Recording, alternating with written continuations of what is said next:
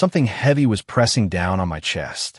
That was the first sensation I registered as consciousness seeped back into my brain that morning. It wasn't exactly uncomfortable, more like a warm, solid weight distributed evenly across my torso. I kept my eyes closed, clinging to the familiar fog of sleep while trying to make sense of this unfamiliar pressure. A soft sound, rhythmic breathing that wasn't my own, finally forced my eyelids open. I found myself staring directly into a peaceful lavender face, just inches from mine. Brilliant blue eyelashes rested against purple-tinted cheeks. A slight ridge of small, luminescent bumps ran along her temples, pulsing gently with a soft light. What the? I gasped, my body tensing instantly. The lavender face stirred. Those eyelashes fluttered, revealing eyes of the deepest sapphire blue I'd ever seen. For a moment, they looked confused, then focused on me. "Good morning, Employer Scott," said Liana, her voice melodic with that slight otherworldly resonance all Athery had. She made no attempt to move from her position, sprawled directly on top of me. "Liana," I managed, my voice cracking in disbelief. "What are you doing?" She tilted her head slightly, the ridge of bumps along her temple, her crest, as she called it, glowing a bit brighter. "I am providing warmth and comfort while you rest, as is customary for a proper housekeeper." I blinked rapidly, wondering if I was still dreaming. Nope. The female Athery I had hired just yesterday through Interstellar Domestic Services Agency was definitely lying on top of me, her body pressing mine into the mattress. That's not. I clear my throat, trying to keep my voice steady. That's not what housekeepers do on Earth. Oh. She propped herself up on her elbows, still very much on top of me. Only then did I realize another shocking detail. She was completely naked, her lavender skin uninterrupted by any clothing. The luminescent patterns that traced along her shoulders and down her arms pulsed with curiosity. "Humans don't sleep together for warmth?" she asked, sounding genuinely puzzled. "Not unless they're intimate," I explained, trying desperately to look only at her face. "And we usually wear clothes to bed." "Fascinating," she remarked, studying me with analytical interest. "Athery communal sleeping is essential for heat regulation and emotional health. I had assumed all species practiced similar customs." "Well, we don't," I said firmly, feeling increasingly awkward with each passing second. "Could you please get off me?" "Of course." Liana slid gracefully to the side, apparently unbothered by her nudity as she sat cross-legged on my bed. "I apologize for the cultural misunderstanding. The agency assured me they had informed you of basic Athery practices." I vaguely recalled skimming through a lengthy digital contract yesterday, clicking accept multiple times without reading the fine print. There had been some mention of accommodation for species-specific customs, but I've been too excited about hiring an alien housekeeper to pay close attention. I might have missed some details, I admitted, clutching my blanket tightly around myself. "It's quite all right. These adjustments are always fascinating," she said cheerfully. "I will make note. No communal sleeping, clothing required at all times." I nodded vigorously. "Yes, those are good rules. Maybe we should talk about some other boundaries, too." Liana's crest pulsed with a gentle blue light. "Boundaries," she repeated, as if testing the word. "You humans have many of those, I've read. Very particular about personal space." "It's important to us," I confirmed, already dreading what other cultural surprises might be in store. If naked cuddling was day 1, what horrors awaited me by day 7? "I will adapt," she promised, finally standing up. I quickly averted my eyes as she stretched, completely at ease with her nudity. "Shall I prepare morning sustenance now? I've been studying Earth breakfast customs." "That would be great," I managed, still not looking at her. "And maybe you could put on some clothes first?" "Of course," she replied, as if I'd just reminded her of some trivial detail. "Your human modesty codes. I'll honor them." As she glided out of my bedroom, I collapsed back into my pillow, mind racing. What had I gotten myself into? The agency had promised a cultural exchange experience along with household help, but this was beyond what I'd imagined. I'd have to read that contract more carefully, all 57 pages of it. The pleasant aroma of something cooking eventually lured me out of bed. Dressed in sweatpants and a t-shirt, I cautiously made my way to the kitchen, half expecting another cultural shock. Instead, I found Liana, thankfully clothed in the simple gray uniform provided by the agency, standing at my stove, deftly flipping what looked like pancakes. She had pinned her long, shimmering silver-blue hair up, revealing the full pattern of her crest wrapping around the back of her head. "I hope you enjoy these," she said without turning around. She could probably sense my presence. Athri were known for their heightened awareness. I researched traditional earth pancakes, but added a few Athri spices for balanced nutrition. I approached carefully, peering over her shoulder at the slightly purple-tinted pancakes. "They smell interesting. Try one," she encouraged, sliding a plate toward me with a graceful movement. I took a tentative bite and was surprised by an explosion of flavors, sweet, but with a tingling spiciness that somehow worked. "This is actually really good," I admitted between bites. "What's in it?" "Standard flour and eggs, plus nectar from the Athri crystal bloom and a touch of shimmer spice," she explained, looking pleased at my reaction. "The latter improves neural connectivity during morning thought processes." "It's not psychoactive, is it?" I asked, suddenly concerned. She laughed, a melodic sound like wind chimes. "Only for Athri. For humans, it merely enhances focus. I've studied xenobiology extensively." As we ate breakfast together, Liana began asking surprisingly direct questions about human customs, particularly regarding intimacy and personal space. Each question made me increasingly uncomfortable. "So humans only share sleeping space with potential mates?" she asked, her crest pulsing with curiosity. "Not exactly," I said, trying to formulate a proper explanation. "Family members sometimes share beds, especially parents and young children. And there's platonic bed sharing too, but there are rules, and it's complicated." "Fascinating," she said for what felt like the 100th time that morning. "And mating customs? I've read conflicting information about human courtship." I nearly choked on my pancake. "That's not really appropriate conversation between an employer and housekeeper," I managed to say. "Another boundary," she noted, seemingly making mental notes. "So many complex social rules. On Athri, we discuss biological functions quite openly. We need to establish some house rules," I declared, setting down my fork. "Things you can and cannot do while working here." "I agree," she said readily. "Cultural adaptation works both ways." I'm eager to learn. Despite my embarrassment, I couldn't help noticing how the light caught the subtle shimmer in her lavender skin, or the way her crest glowed a soft blue when she was curious or interested. There was an undeniable elegance to her movements, a fluid grace that seemed otherworldly. And, judging by the way her eyes lingered on me occasionally, she might be finding her own points of interest in human physiology. Our breakfast conversation was interrupted by a ping from my work terminal. I groaned inwardly. The Nakamura project deadline had been moved up, and I needed to work from home today. "I have an urgent project," I explained to Liana. "I'll need to work undisturbed for most of the day." "Perfect timing," she replied cheerfully. "I plan to reorganize your living space according to Athri efficiency principles. Your current arrangement lacks proper energy flow." I hesitated, imagining my carefully organized home completely rearranged. "Maybe just some light cleaning today? I'm not sure I'm ready for a full Athri makeover."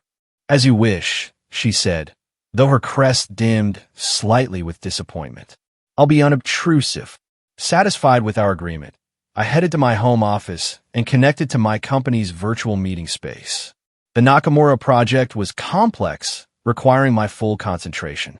Soon, I was deep in code and specifications, barely aware of Liana moving quietly through the house.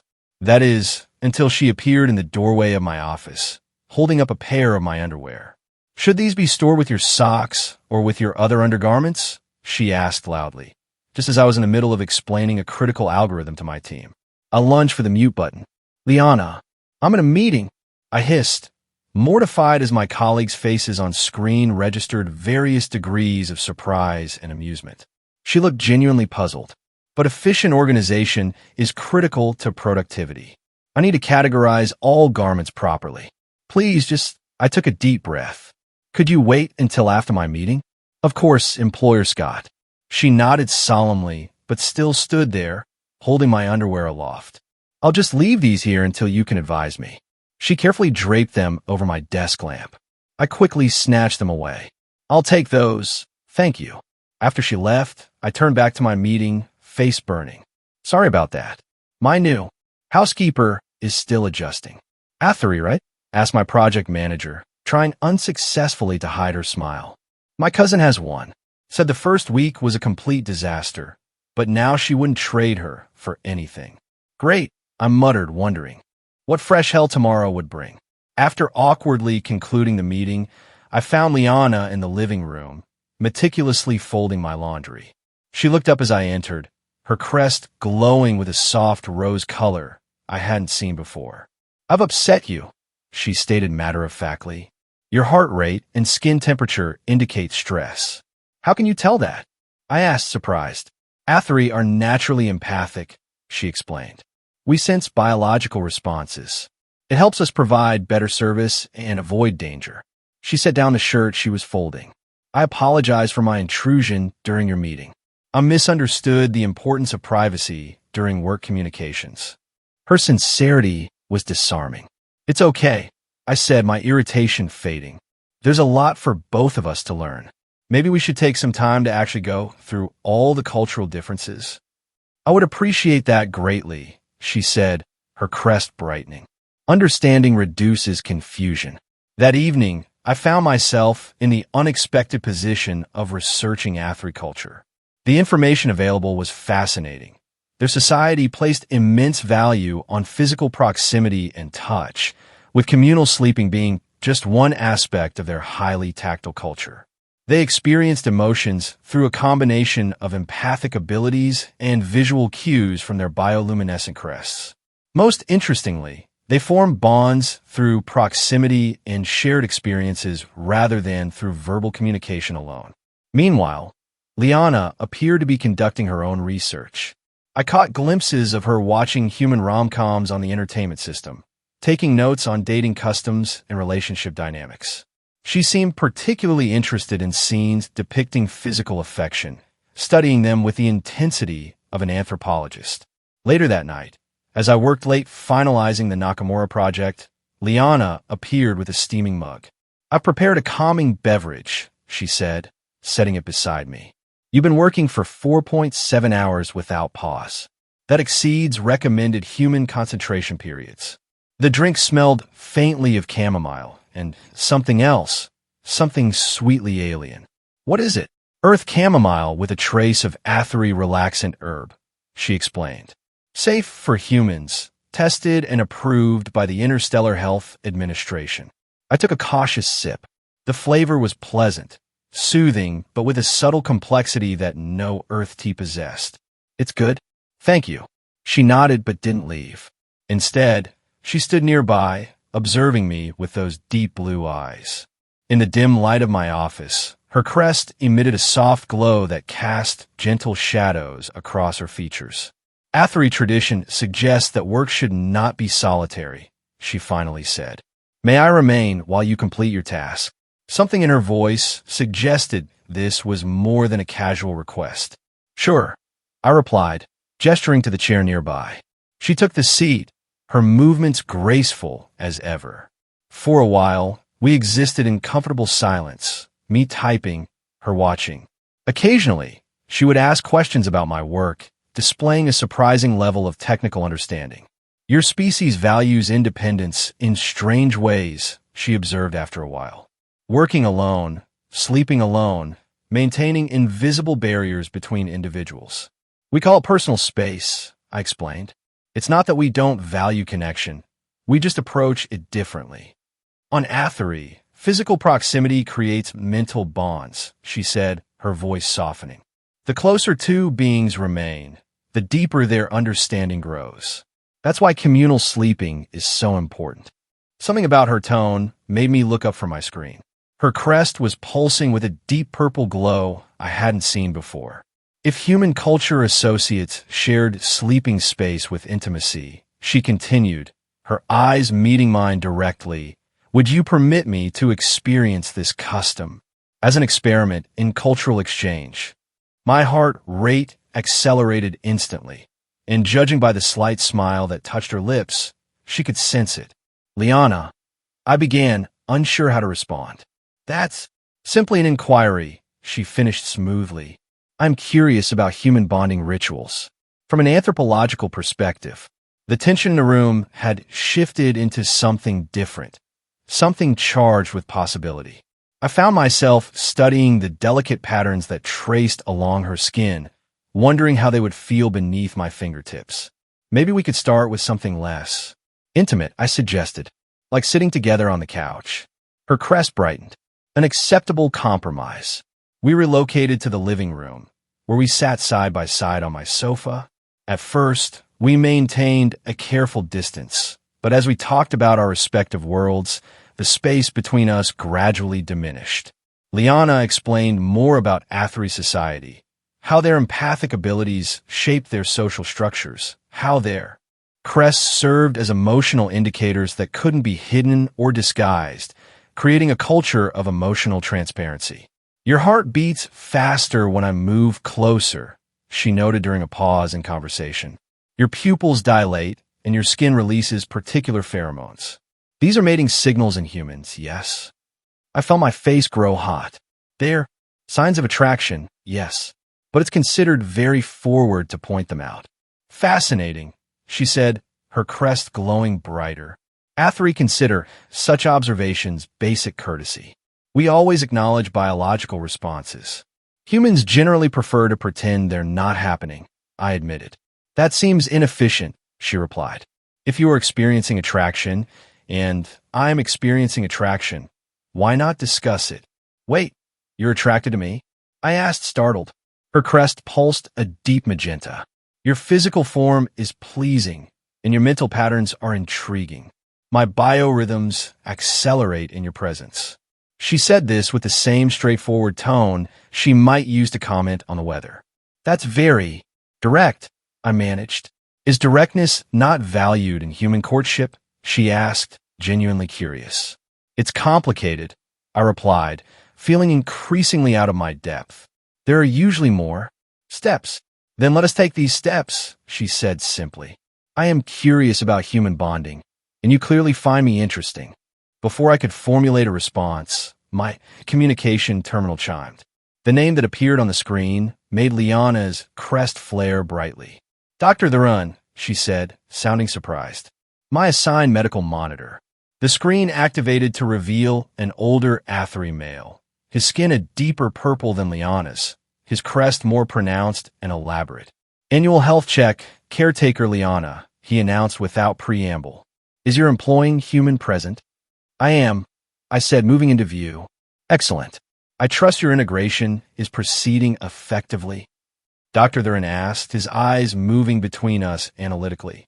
There have been minor cultural misunderstandings, Liana admitted. But we are adapting. Dr. Theron's crest pulsed with what I was beginning to recognize as amusement. As expected, humans and Athri have notably different proximity customs. He turned his attention to me. You should be aware, Employer Scott, that Athri who remain Earthside for extended periods sometimes develop enhanced empathic connections with their human counterparts. These bonds can become significant. Significant how? I asked, glancing at Liana, whose crest was now emitting a steady rose glow. Emotionally and physiologically, the doctor replied vaguely. The agency documentation covers all possibilities. You did read it thoroughly, I assume. Of course, I lied, making a mental note to actually read the entire thing immediately. Excellent. Maintain regular communication regarding any physiological changes or unusual sensations. Cross-species bonding is still a developing field of study. With that cryptic statement, he ended the call. I turned to Liana. What did he mean by significant bonds? She was silent for a moment, her crest shifting through several colors. Athri sometimes form deep connections with beings they remain close to. In rare cases, When compatibility is high, these connections can become permanent. Permanent, I echoed. We should discuss this another time, she said, suddenly rising. You need rest. Your project was intensive. Before I could press for more information, she had glided from the room, leaving me with more questions than answers. That night, alone in my bed, I found myself thinking about Liana's directness, her fascination with human customs, and the strange conversation with Dr. Therin. Despite the cultural misunderstandings, there was something refreshing about her approach to life. No games, no hidden meanings, just straightforward communication. Perhaps there was something to learn from the Athri way after all. The next few days passed in a blur of work and increasingly comfortable coexistence. Liana continued to study human customs, while I made an effort to learn more about Athri culture. We established clearer boundaries, but also found areas where our different approaches could complement each other. I finally read the entire agency contract, which included several pages on potential physiological impacts of prolonged Athri-human proximity. Most of it was written in dense scientific language, but I gathered that empathic bonds could form, especially if both parties were receptive. One evening, after sharing another of Liana's hybrid Earth-Athri meals, she seemed unusually tired. Her movements were slower, her crest dimmer than normal. Are you feeling all right? I asked, concerned. Minor system adjustment, she replied, touching her temple lightly. Nothing concerning. But over the next few days, her condition worsened. She became increasingly fatigued, sometimes needing to rest for hours during the day. Her normally vibrant lavender skin took on a paler hue. Worried, I contacted Dr. Therin, who arranged to visit the next day. The doctor arrived promptly, carrying what looked like a highly advanced medical kit. After examining Liana in the privacy of her room, he emerged with an expression I couldn't read, his crest pulsing with rapidly changing colors. Is she okay? I asked anxiously. That depends on your definition, he replied enigmatically. Employer Scott, are you aware that you and caretaker Liana have engaged in significant physiological bonding? We haven't. I began, thinking he was referring to something intimate. Not that kind of bonding, he interrupted. Empathic resonance. Your biorhythms have synchronized to a remarkable degree.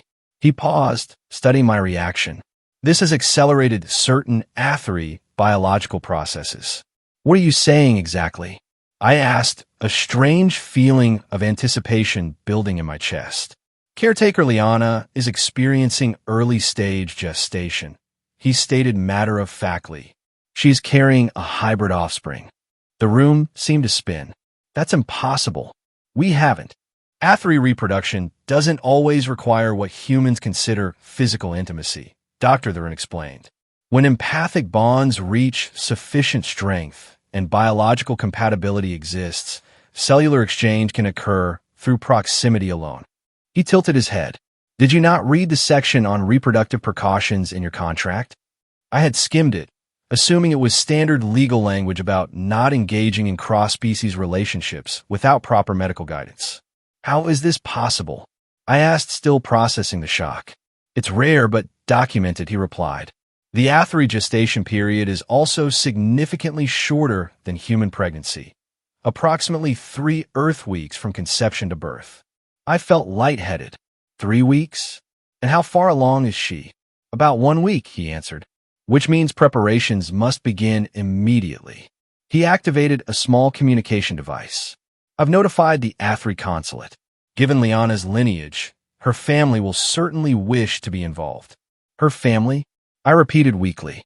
Her father is High Counselor Thex of the Northern Athri Confederation, Dr. Therin said, as if this should have been obvious. One of our most respected leaders. I collapsed into a chair. In the space of 5 minutes, I had learned that I was somehow going to be a father to a half-alien child, that the gestation period was only 3 weeks, and that my housekeeper was apparently alien royalty. Liana emerged from her room, looking weary but with a certain glow about her. Her crest pulsed with a gentle, steady light. You told him? She asked Dr. Therin, who nodded. I had hoped to prepare you better, she said, turning to me. The possibility was remote. Compatibility between our species is exceptionally rare. Why didn't you say something earlier? I asked, still trying to process everything. I wasn't certain until yesterday, she admitted, and I needed medical confirmation. She approached slowly, her crest now emitting a warm, golden glow. This child will be the first of its kind, a bridge between our worlds. Despite my shock, I found myself oddly moved by her words. A bridge between worlds. It sounded both terrifying and beautiful. What happens now? I asked. My family will arrive within days, she explained. There will be ceremonies, preparations. She hesitated.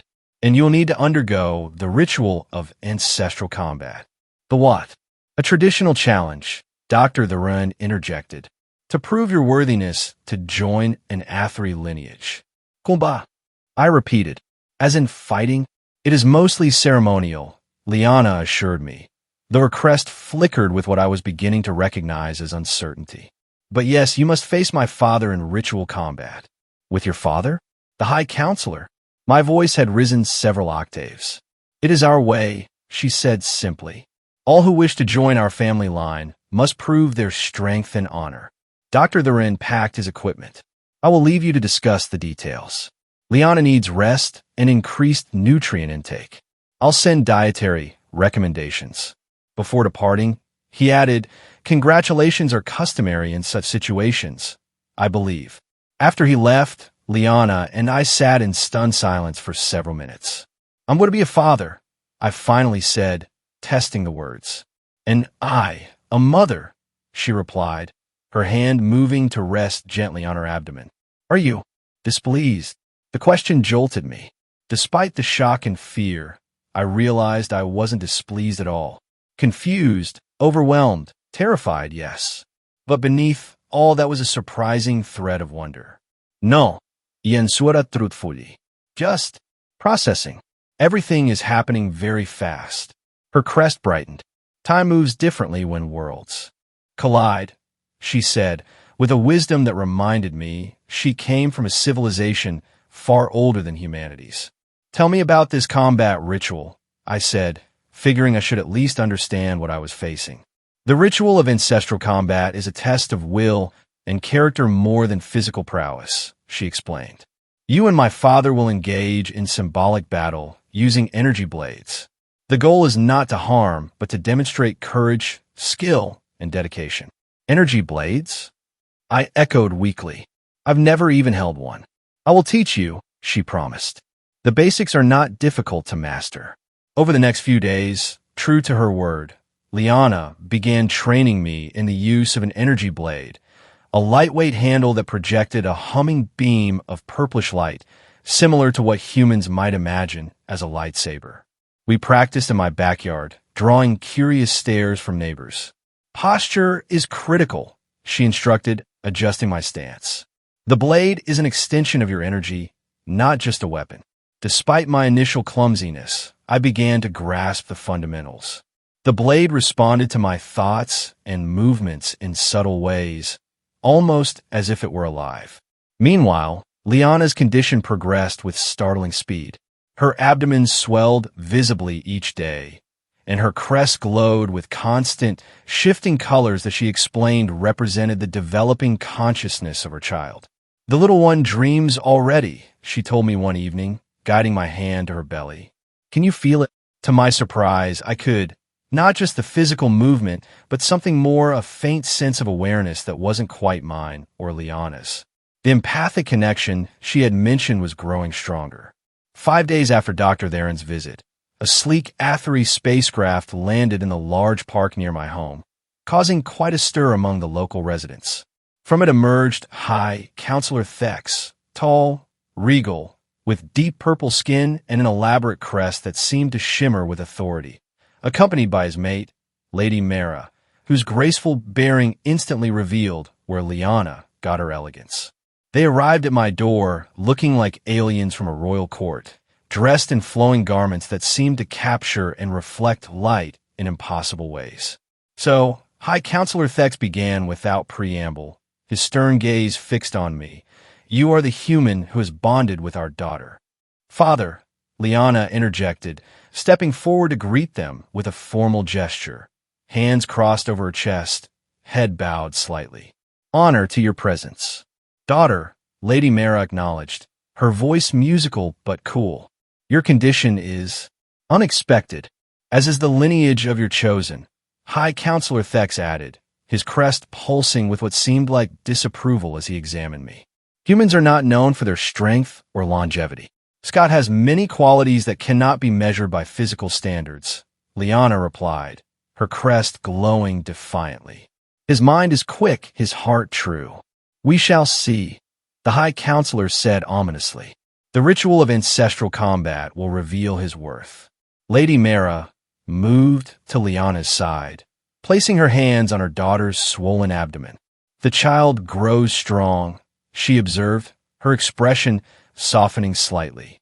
"Its energy signature is unique. When will this ritual take place?" I asked, trying to sound more confident than I felt. "Tomorrow," High Counselor Thex declared, "at dawn, aboard our vessel." That night, sleep eluded me. Tomorrow I would face an alien dignitary in ritual combat, with energy weapons, to prove my worth as the father of an unprecedented hybrid child. The situation was so absurd that it had circled back to terrifying. Liana came to my room late in the night, her crest glowing softly in the darkness. "I can sense your fear," she said, sitting beside me on the bed. "But you should know that this ritual is not meant to harm you. It is a test of character, not a fight to the death." "That's somewhat reassuring," I admitted. "But I'm not exactly warrior material." "My father values courage over skill," she said, "and determination over strength." She took my hand, placing it over her heart. "Feel my trust in you." The connection between us seemed to strengthen, a warm current flowing from her to me. In that moment, I understood something about Athery bonds that no human words could adequately describe.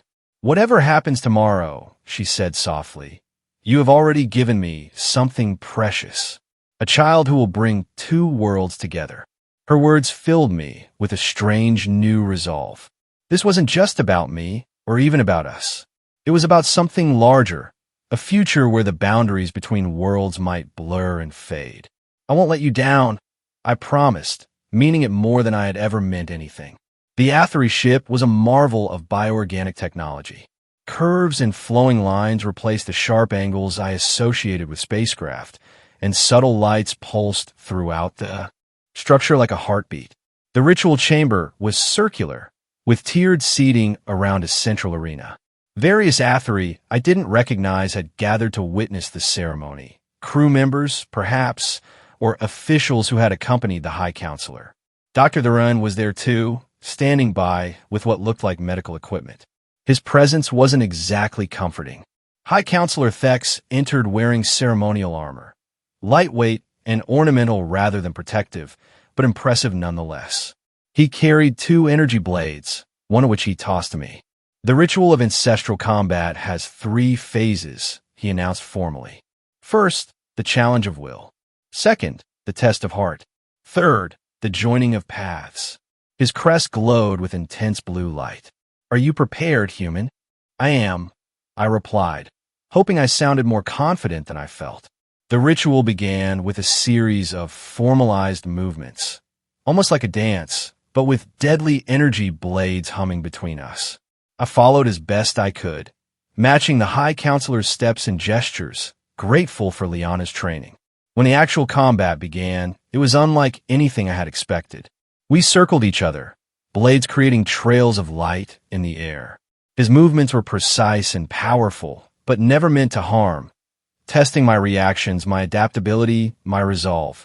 I defended myself better than I had anticipated, occasionally even managing to press forward with attacks of my own. Each time I showed courage rather than caution, murmurs of approval rose from the watching Athery. As we moved through the ritual, I began to understand its purpose. This wasn't about defeating the High Counselor. It was about proving I would stand my ground, that I would protect his daughter and grandchild with everything I had. We were deep into the second phase when a cry from the sidelines broke our concentration. Liana had doubled over, her crest flaring with intense light. "The child comes," Lady Mara announced, moving swiftly to her daughter's side. Dr. Thurin rushed forward with his equipment. The gestation has accelerated beyond prediction, he said urgently. The ritual energies may have catalyzed the process. High Counselor Thex immediately deactivated his energy blade. The ritual must be completed, he declared, looking from Liana to me. But in a different form. What do you mean? I asked, already moving toward Liana. The ritual of unified creation, Lady Mara explained. It will channel our collective energies to support the birth. The High Counselor nodded. Human, you and I must set aside our challenge and combine our strengths. The child needs both lineages to emerge safely. Without fully understanding what was happening, I found myself standing in a circle with the High Counselor, Lady Mara, and Dr. Theron, all of us surrounding Liana as she labored. Our energy blades, now reconfigured to emit a gentler light, were crossed above her. Focus your intent, Lady Mara instructed me. Your will, your love, your strength, all must flow toward Liana and the child. I closed my eyes, concentrating on the connection I had felt growing between Liana and myself. That invisible bond, that bridge between worlds, seemed to strengthen and expand. Through it, I could suddenly sense the child, a bright presence, eager yet afraid, caught between two worlds and struggling to find its way into this one. I'm here. I projected toward that presence, not knowing if it could hear or understand me. We're all here. You're safe. A surge of energy rushed through the circle. Liana cried out, her crest blazing with light so intense it was almost blinding. The air around us seemed to shimmer and pulse. And then a new sound, a cry, tiny but strong, echoing through the chamber. Dr. Theron moved swiftly, attending to Liana and lifting a small form from her arms. He performed some quick medical checks before carefully placing the infant in Liana's waiting arms. A healthy hybrid, he announced. First of its kind. I moved closer, my heart pounding. The child was beautiful, skin a pale blue lavender, eyes human in shape, but with the deep sapphire color of Liana's.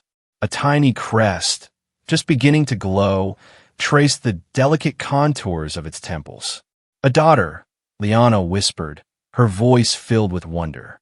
Our worlds united in her. I reached out tentatively, and the baby wrapped her tiny fingers around mine. In that instant, I felt a connection unlike anything I'd ever experienced, a wordless understanding, a bond that transcended species and biology. High Counselor Thex approached, his stern demeanor softened as he gazed down at his grandchild. His crest, previously pulsing with challenge and authority, now glowed with a gentle golden light. The ritual is complete, he announced, his voice resonating through the chamber. Not as tradition dictated, but as fate designed. He placed a hand on my shoulder, a gesture I somehow understood to be deeply significant. In Athri culture, you fought with honor, then set aside combat for creation. This shows true strength, Earth Son. Lady Mara joined us, her graceful movements seeming to create ripples in the energy of the room.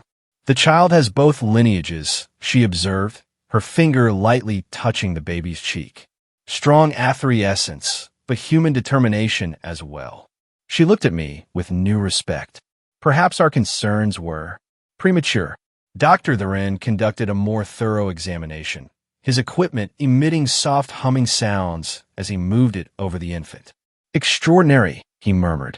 Her empathic abilities are already active, unusually developed for a newborn, even by Athri standards. He glanced at me with curiosity. She appears to have inherited the strongest traits from both genetic sources. The Athri gathered around, each approaching to offer what seemed to be a traditional blessing, a gentle touch to the child's crest, accompanied by softly spoken words in their melodic language. They honor her as the first bridge, Liana explained, seeing my questioning look. A new beginning between our peoples. What shall we name her? I asked, still trying to process the reality that I was now a father. Liana smiled. In Athari tradition, children receive their true name on their 7th day. Until then, she is simply beloved. As if responding to the word, the baby's tiny crest glowed brighter, and she made a soft, cooing sound that seemed to touch something deep inside everyone present. "She already speaks the universal language," Lady Mara said with unexpected warmth. "The language of heart to heart." The days that followed passed in a blur of wonder and adjustment. We returned to my home, now our home, accompanied by Liana's parents and Dr. Therin, who insisted on remaining nearby to monitor the unprecedented hybrid child. The baby grew at an astonishing rate, another compromise between human and Athri development cycles. By the third day, she was already showing awareness far beyond a human infant, her tiny crest glowing with changing colors that reflected her emotions. High Counselor Thex, to my continuing surprise, proved to be a doting grandfather. His initial sternness gave way to an almost childlike fascination with his granddaughter. I often found him singing traditional Athri songs to her, his deep voice gentled for her ears. "She will need to know both worlds," he told me one evening as we sat in the garden, the baby cradled in his arms. "Athri and Earth in equal measure. I'm still learning about your world myself," I admitted. "As I am learning about yours," he replied, gesturing to the garden around us. "These growing things, this open sky, Earth has a raw beauty that Athri's controlled environments cannot match." Lady Mara, too, had softened considerably. She took to teaching me Athri traditions and customs, preparing me for my role as part of their family. Her initial disapproval had transformed into a gracious acceptance. "Our daughter chose well," she told me during one such lesson, "though not conventionally, as is her way."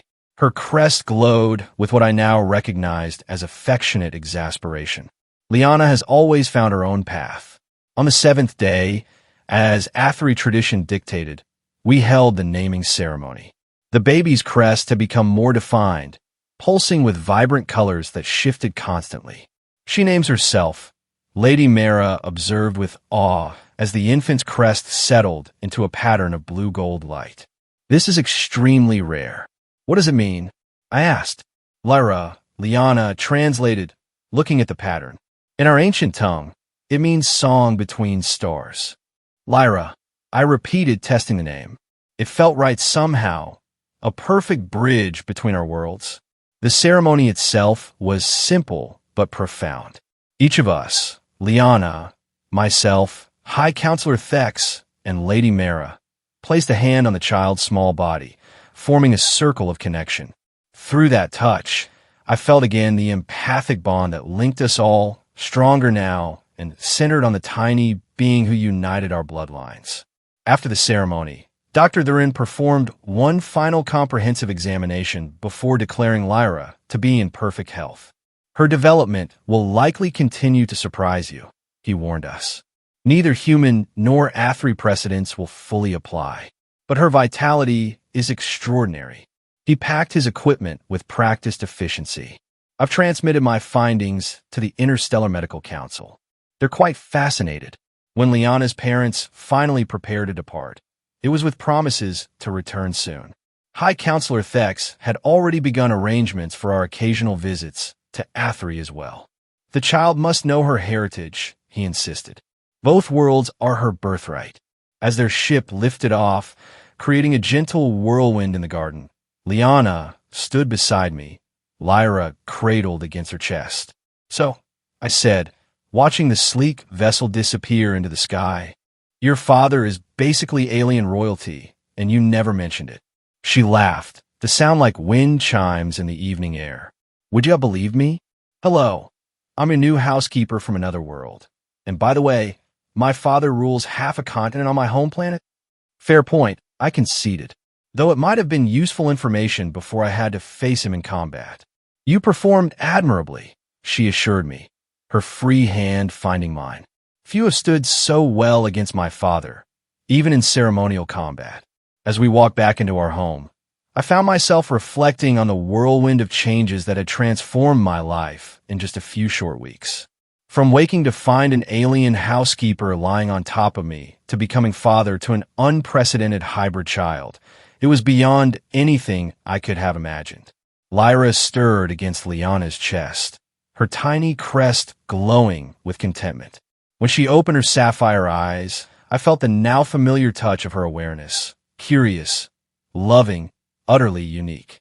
She's already stronger empathically than most adult Athery, Liana observed. She'll bridge our worlds in ways we can't yet imagine. That night, as the three of us settled into the strange, new pattern of our family life, I thought about how it had all begun.